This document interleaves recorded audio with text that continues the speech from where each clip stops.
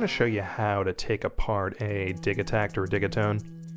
My reason for doing this is because I need to get these wooden cheeks off. The guy I bought it from, I don't know how he got these stuck on here, but it's like this awful like adhesive putty stuff.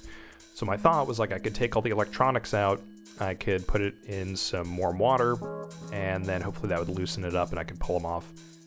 Also, while I'm in there, I was like, I'm gonna fix a sticky button, which has been sticky the entire time I've had this thing. Super annoying, so every time you hit the 3 button, like the key gets stuck down. It's a pretty common problem with Electron stuff from what I understand. So that I'll do a little bit later, but first I gotta get the faceplate off here.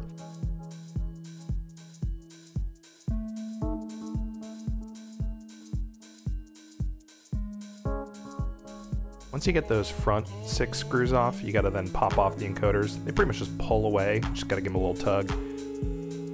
And once you get all the screws out, just be careful because there are 2 like ribbon cables connecting the 2 boards in here, one that's on the back of the faceplate. And so you just gotta like kind of pivot it up a little bit very gently. And you can see there those 2 ribbon cables. And all you have to do is just give those a little bit of a gentle pull as well, and they should just come right off, but yeah, be super careful. Also, just like, I wouldn't touch anything in here. I don't really know anything about electronics, but I'm pretty sure you can shock yourself, so I just try not to touch anything on the board if I can help it.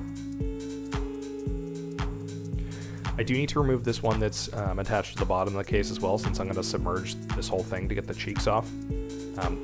This has like, I think 6 screws in it, 7 screws. So once you take those out, you got to give it a little bit of a kind of move with your hands to just get the audio in and out and like the MIDI ports through the case. So just be really gentle here, but should pull right out. You can set that aside.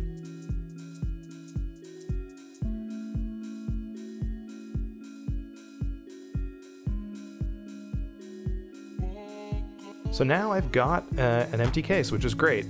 There's nothing electronic in here, so I can go ahead and try to get these wooden cheeks off now. And this is where things turn into a cooking show. And this is probably the moment where I voided my Electron warranty if I even had one, but I just could not think of another way to get these loosened up, like this adhesive stuff. So basically just put some hot water in a pot with some soap, and then I just stuck the case in there and just let it sit for a little bit until they were I guess until the putty was kind of warmed up.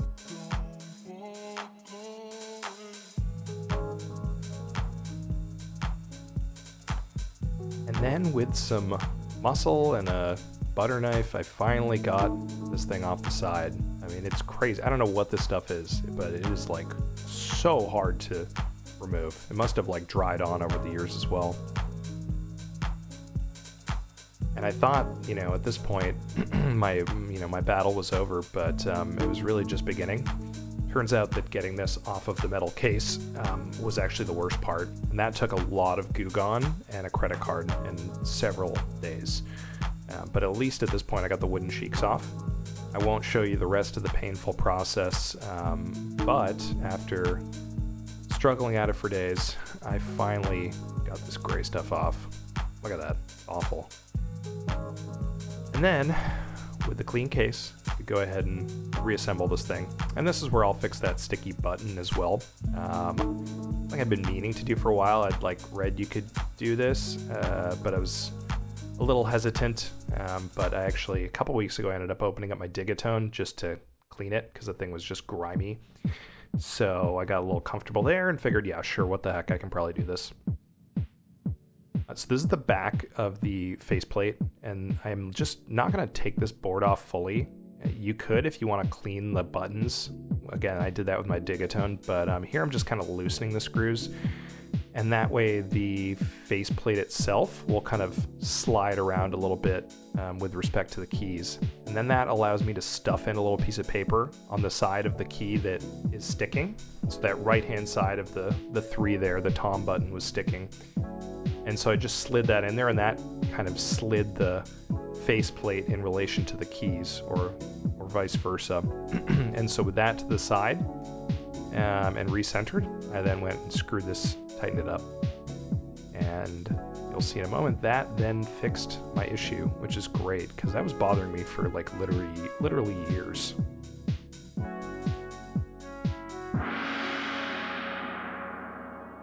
testing all the other buttons just to make sure I didn't make this worse anywhere else, but managed to actually fix this on the first try. I was kind of surprised with myself. And then finally, reassembly. So here's that board that goes on the bottom, attaches to the bottom of the case, and just very carefully fitting that back through the holes for the audio in and out, the MIDI.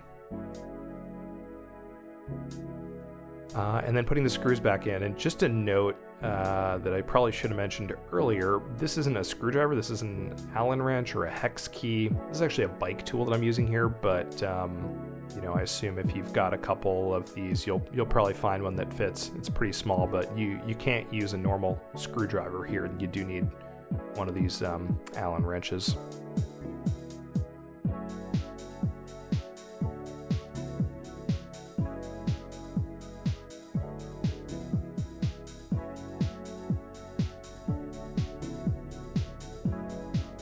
Okay, so I got the bottom board in here, and then the final step is to reconnect those ribbon cables and then get the front back on.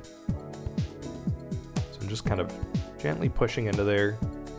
Not really going to click, but you'll kind of feel it push down, and then pivoting that base plate back on.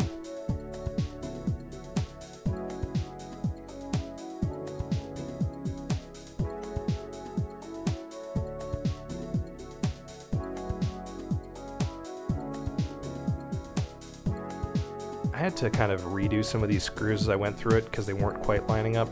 So I'd recommend maybe just putting a few in, one at the top or one at the bottom, maybe the middle ones in at the top and bottom, just to make sure everything's centered. And you won't have to redo it like I did here, because I put in the top ones first.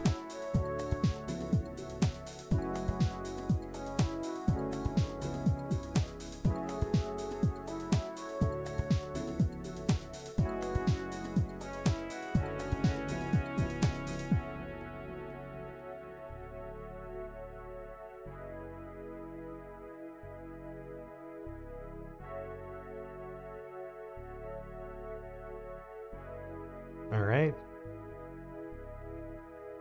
Final steps, the encoders. They do kind of line up. There's a round end and a flat end inside the cap, so you just have to line that up with the metal encoder itself there. And they also take a little bit of a push, so it feels a little weird. You know, you feel like you're going to break it, but you do actually need to give it a little bit of pressure to pop it back on there.